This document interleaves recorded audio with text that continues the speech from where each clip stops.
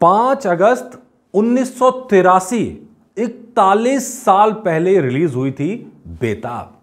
बेताब की खासियत यह है कि इसे सनी पाजी ने फिल्मों में एंट्री की थी। अगर सनी पाजी के फैंस हैं या फिल्मों के दीवाने हैं या बॉलीवुड को थोड़ा बहुत भी जानते हैं तो इस फिल्म को पहचानने में बिल्कुल दिक्कत नहीं होगी, क्योंकि इस फिल्म ने तहलका मचा दिया था। यादगार फिल्मों में शामिल है जो बॉलीवुड की फिल्में हैं या हिंदी फिल्म इंडस्ट्री की फिल्में हैं बेताब। और इस फिल्म के साथ सनी देओल और अमृता सिंह रातों रात स्टार बन गए थे। आजकल एक फोटो वायरल हो रहा है जिसमें सनी पाजी अपनी बॉडी शॉडी दिखाते हुए नजर आ रहे हैं।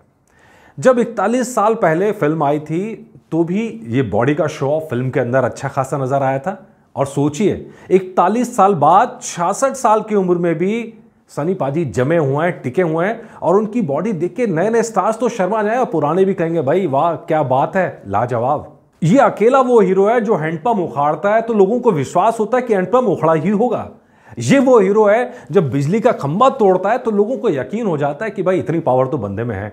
ये वो बंदा है जब डायलॉग मुंह से निकलते हैं ना तो सिनेमा हॉल के पर्दे जो हैं वो हिलने लगते हैं, तालियां बजने लगती हैं। 41 साल बाद भी वही गदर जारी है और जो फैंस हैं उनकी बेताबी भी वैसे ही जारी है। धर्म पाजी के लिए फिल्म बहुत खास है क्योंकि इससे उनके बेटे की फिल्मों में एंट्री हो रही थी, राइट। और इस एंट्री के लिए उन्होंने बहुत मेहनत की, बहुत सोच विचार किया, एक एक चीज पर फैसला लिया उन्होंने। और इसी फैसले का असर था कि ऐसी फिल्म बनकर निकली जिसने झंडे गाड़ दिए, यादगार बन गई। विजेता प्रोडक्शंस के तहत यह फिल्म लॉन्च की गई। जिम्मेदारी जो डायरेक्शन की है वो राहुल रवेल को सौंपी गई थी। और उसके बाद जो हुआ वो तो अपने आप में मिसाल है। वैसे सनी देओल का असली नाम अजय सिंह देओल है, लेकिन स्कूली टाइम से उनके दोस्त उन्हें सनी बुलाते थे। और यही वजह है जब बेताब की बारी आई तो उनका यही नाम फिल्मी नाम बन गया और इसी नाम से अब दुनिया उन्हें जानती है, सनी देओल। खास बात यह भी है कि सनी देओल की एक आध फिल्में शुरू में थी जिसमें धर्म पाजी का बड़ा वो था कि सनी नाम रखा जाए, लेकिन सनी देओल अपने देओल सरनेम को लेकर एकदम कड़क रहे, हिले नहीं। उन्होंने अपना नाम जो है वो लगाया और आज हालत यह है कि अब धर्मेंद्र सिर्फ धर्मेंद्र नहीं है, अब धर्मेंद्र भी धर्मेंद्र देओल हैं। जो उनकी पिछली फिल्म आई थी तेरी बातों में ऐसा उलझा दिया, उसकी जो टाइटल्स है उसके अंदर धर्मेंद्र देओल के नाम से आया। तो भाई सनी पाजी अपनी पहचान को लेकर जमे हुए हैं शुरू से लेकर आज तक। और वो अकेले ऐसे कैरेक्टर हैं जो नेगेटिव रोल के ऊपर नहीं गए। एक आध फिल्म को छोड़ दिए थोड़ा दाएं बाएं में, लेकिन नेगेटिव कैरेक्टर उसमें भी नहीं था। हमेशा हीरो ही बने हैं और हीरो की तरह ही जमे रहे। काफी लोग नेपोटिज्म की बात करते हैं, लेकिन अगर आपको पता हो तो सनी पाजी ने अपनी एक्टिंग की पढ़ाई लंदन से की है।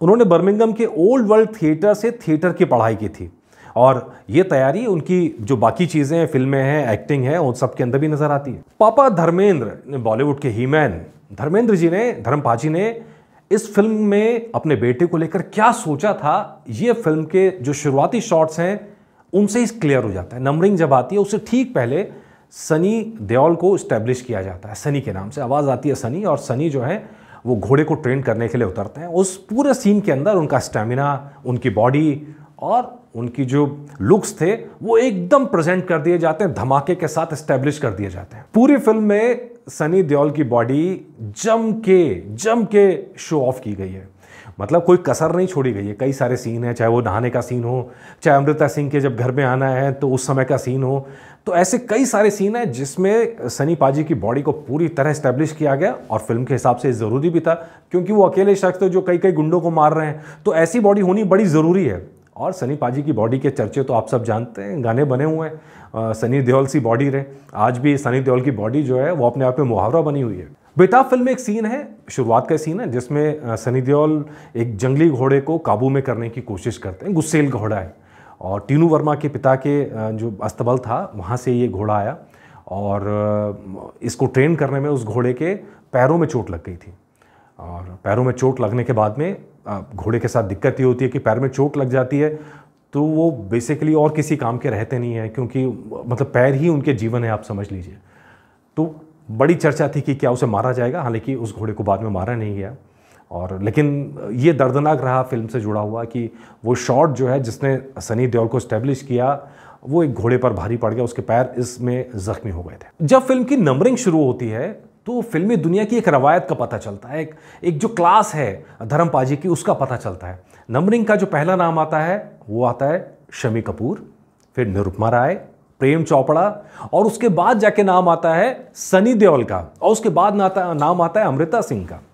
ये भाई ये बड़ों को, सीनियर लोगों को सम्मान देने की जो परंपरा थी वो यहाँ नज़र आती है। वरना आज के टाइम में आप देखेंगे तो पहला नाम ही सुपरस्टार लग के आ जाता है। तो भाई ये नंबरिंग जब मैंने देखी तो मुझे बड़ा अच्छा लगा। ये परंपरा वहाँ पर एक अच्छी परंपरा आगे, जिसको हम हिंदी फिल्म इंडस्ट्री कहते हैं, बॉलीवुड कहते हैं, उसके अंदर ये मुझे नज़र आई। फिल्म का जो डायरेक्शन है वो राहुल रवेल ने किया, और बहुत सारे खुलासे वो करते रहे अपने टाइम में। लेकिन मुझे पूरी फिल्म के अंदर धर्म पाजी की छाप नज़र आई। चाहे वो शुरुआत का सीन हो जिसमें घोड़े को ट्रेन किया जाना है, या फिर लास्ट का सीन हो जो घोड़े पर चेस किया जा रहा है, घोड़े पर फाइट होती है, उसके अंदर पूरी तरह से सनी देओल के ऊपर मुझे कहीं ना कहीं शोले फिल्म की याद आती है। जिस तरह धर्म पाजी एकदम गुस्से में घोड़े पर चढ़ के निकलते हैं ना, ठीक उसी तरह का कैरेक्टर 1983 के अंदर यहाँ नज़र आता है सनी देओल का। एकदम गुस्से में घोड़े पर चढ़ कर निकले धड़ल्ले के साथ में, और जाके वो भिड़ते हैं फिर दुश्मनों के साथ में। बिल्कुल धर्म पाजी की झलक इस फिल्म में नज़र आती है A to Z। दरअसल राहुल रवेल लव स्टोरी फिल्म बना चुके थे कुमार गौरव के साथ में, और उस फिल्म को देखने के बाद ही धर्म पाजी ने कहा कि यार मुझे भी अपने बेटे को जो फिल्म इंडस्ट्री में लाना, एक ऐसा ही डायरेक्टर चाहिए, कुछ इसी तरह की डायरेक्शन चाहिए, इसी तरह की कहानी चाहिए। और वो कहानी की तलाश वो कर रहे थे, और ऐसे में जब कहानी उन्हें मिली तो डायरेक्शन के लिए उन्होंने जिम्मेदारी दी राहुल रवेल को, ताकि सनी देओल की लॉन्चिंग शानदार हो। बाद में ये परंपरा हमने देखी, सनी देओल ने भी बॉबी देओल को लॉन्च करने के लिए क्या कुछ नहीं किया, पूरी जान लगा दी थी। तो ये देओल परिवार की खासियत है, पिता करते हैं बेटे के लिए, भाई करता है भाई के लिए, और ये परंपरा वहाँ बनी हुई अब तक। इंटरेस्टिंग पार्ट ये था कि फिल्म की जो पटकथा थी, स्क्रिप्ट थी, वो जावेद अख्तर ने लिखी थी। अब ये वो टाइम था जब सलीम और जावेद, दो अलग अलग नाम जो पहले एक थे, अलग हुए।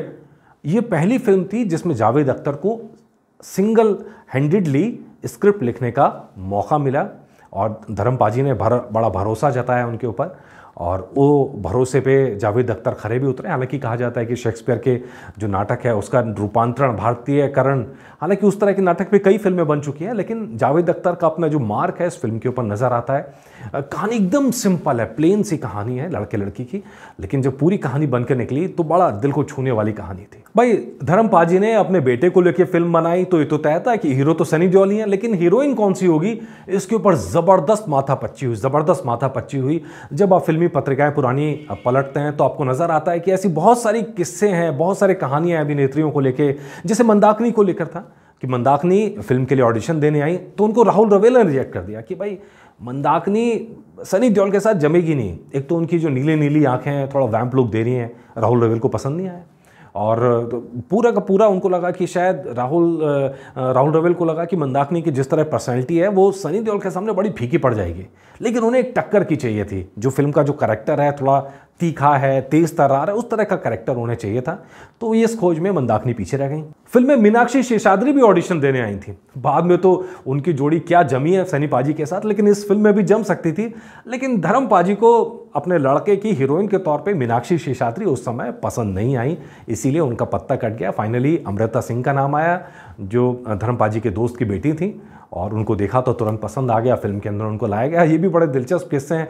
हालांकि मैं इसको कंफर्म नहीं कर पाया हूँ कि अमृता सिंह उस समय बैली डांसिंग के अंदर अपनी किस्मत आजमा रही थी, 1-2 स्टेज शो भी किए थे, लेकिन यहाँ पे एकदम तेज कैरेक्टर, तीखा कैरेक्टर वो जो उतारना था वहाँ पे, और वो नज़र आया। और फिल्म के अंदर अगर आप देखी है फिल्म आप में से बहुत सारे लोगों ने, और वो आपको पूरे सीन भी याद होंगे, तो वो जो कैरेक्टर है कि पापा की परी का जो पहला सीन है, मतलब वो एकदम पापा की परी टाइप में उतारा गया था, जो आज मुहावरा बना हुआ है। और वो उस तरह का जो मार पिटाई इस पेट्रोल पंप पे जाके की, तो एकदम फिट बैठती है अमृता सिंह इस रोल के अंदर। और यही वजह कि जब जोड़ी फिट बैठती है, गाने बड़े शानदार होते हैं, फिल्म का पिक्चराइजेशन बड़ा शानदार हो, तो फिल्म को चलना ही, फिर उसमें ऑप्शन क्या रहता है। इस फिल्म से जुड़ा मजेदार किस्सा ये है कि सनी देओल के बचपन का जो कैरेक्टर था, हालांकि बहुत ज़्यादा नहीं है, छोटा ही है, लेकिन वो कैरेक्टर सोनू निगम ने बाल कलाकार के तौर पर निभाया था। और बाद में सोनू निगम ने एक्टिंग छोड़ के वो पूरी तरह से गायकी में आए। यार क्या रंग जमाया उन्होंने, यार क्या रंग जमाया है। उम्मीद करते हैं कि फिर सनी देओल की और सोनू निगम के फिर कोई नए गाने ऐसे निकल के आए जिसको देखा जा सके, सुना जा सके, मज़ा लिया जा सके। फिल्म से जुड़ा एक और बड़ा नाम है, वो है डेविड धवन का। दरअसल डेविड धवन इस फिल्म से पहले तक, इस फिल्म तक मतलब डायरेक्टर नहीं बने थे। डायरेक्टर वो बाद में बने, तब वो एडिटिंग किया करते थे। फिल्म की एडिटिंग उन्होंने की है, और अब फिल्म को चमकाने में, अपना स्टाइल देने में इसमें डेविड धवन का हाथ भी है। और बाद में तो डेविड धवन अपने नंबर 1 फिल्मों से ज़बरदस्त मशहूर हुए हैं। इस फिल्म की जब शुरुआत हुई तो बॉलीवुड के बड़े से बड़े सितारे इसकी शुरुआत में मुहूर्त शॉट के वक्त मौजूद थे। महबूब स्टूडियो के अंदर ये पूरा मुहूर्त हुआ था और उस समय राज कपूर ने मुहूर्त शॉट दिया था, जो अपने आप में बहुत बड़ी बात थी। जिस तरह से आशीर्वाद मिला राज कपूर का, वो फिल्म पे नज़र भी आया और फिल्म ज़बरदस्त सक्सेसफुल रही। और इसी फिल्म से जुड़ी एक मज़ेदार किस्सा सनी पाजी बताते हैं, सनी देओल बताते हैं। इंटरव्यू में उन्होंने कहा कि जब वो इस फिल्म के लिए जब मुहूर्त शॉट दे रहे थे, डायलॉग्स थे, इतने सारे लोग जमा थे उनके सामने, उनको डायलॉग्स बोलने थे, तो उन्होंने कहा मैं नर्वस नहीं हुआ। मतलब इतने सारे लोगों को देख के कोई प्रेशर नहीं था। उनको जो डायलॉग्स याद थे उन्होंने अपने अंदाज में बोला और वो तुरंत तालियां बजी, लोगों ने बहुत तारीफ़ की इस बात की। तो ये उनका अंदाज़ है कि वो ज़्यादा टेंशन लेते नहीं हैं, वो आज भी वही का हाल है। हालांकि सनी पाजी ने खुलासा किया है कि वो डिस्लेक्सिक हैं, मतलब वो स्क्रिप्ट पढ़ने में उन्हें बड़ी दिक्कत होती है, इसलिए वो डायलॉग्स याद करते हैं और अपने हिसाब से बोलते हैं।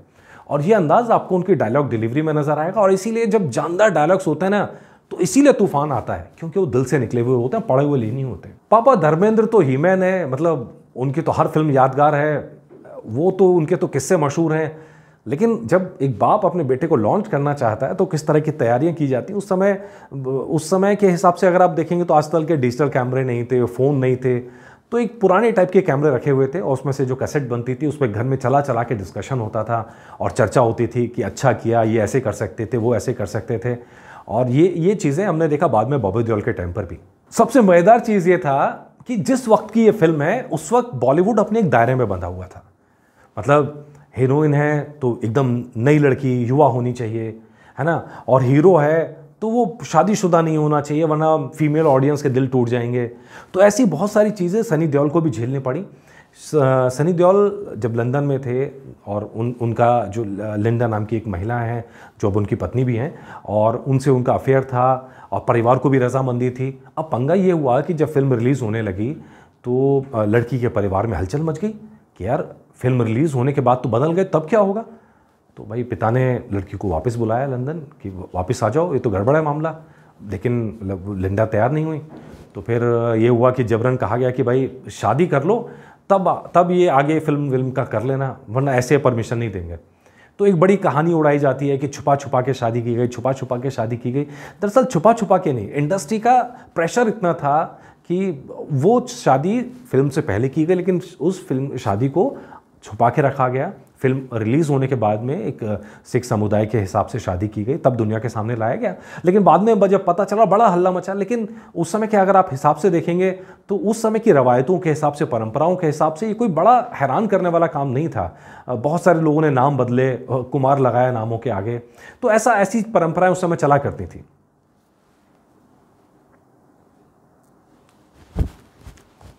बेताब जब हिट हुई तो 3 करोड़ के बजट में बनी थी और उसने उस साल में 12 करोड़ से ऊपर का कारोबार किया था। गजब, मतलब आप गदर कह लीजिए। 1983 में गदर मचना शुरू हो गया था।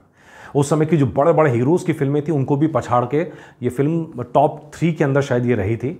और इस तरह का धमाल सनी पाजी ने अपनी पहली फिल्म से किया, जो आपको बाद में भी नजर आएगा। और फिल्म की कामयाबी का असर ऐसा कि पहलगांव के अंदर जहां फिल्म की शूटिंग हुई, ये आप सब जानते हैं, मैं कोई नई चीज़ नहीं बता रहा हूं, कि वो बेताब वैली है। और अगर आप कश्मीर घूमने गए होंगे तो बेताब वैली में आप भी गए होंगे, वो उस पूरी घाटी का नाम ही बेताब वैली पड़ गया। मुझे फिल्म के अंदर सबसे मज़ेदार चीज़ ये भी लगी, बहुत ज़्यादा सीन नहीं थे, एक छोटी जगह पर शूट किया गया, खट शूट हुआ और बहुत शानदार पिक्चराइजेशन, बहुत शानदार सीनरी और सब मिलाकर एक यादगार फिल्म। और यही वजह है कि 41 साल बाद भी सनी पाजी की एंट्री की इस फिल्म को हम इस तरह से याद कर रहे हैं। और ये एपिसोड, स्पेशल एपिसोड मैं आप लोगों के लिए लेके आया। आप ज़रूर बताइएगा आपको ये एपिसोड कैसा लगा, और प्लीज़ कमेंट ज़रूर करके बताइएगा ताकि मुझे भी पता चले कि भाई मेहनत कामयाब हुई कि नहीं हुई। नमस्कार।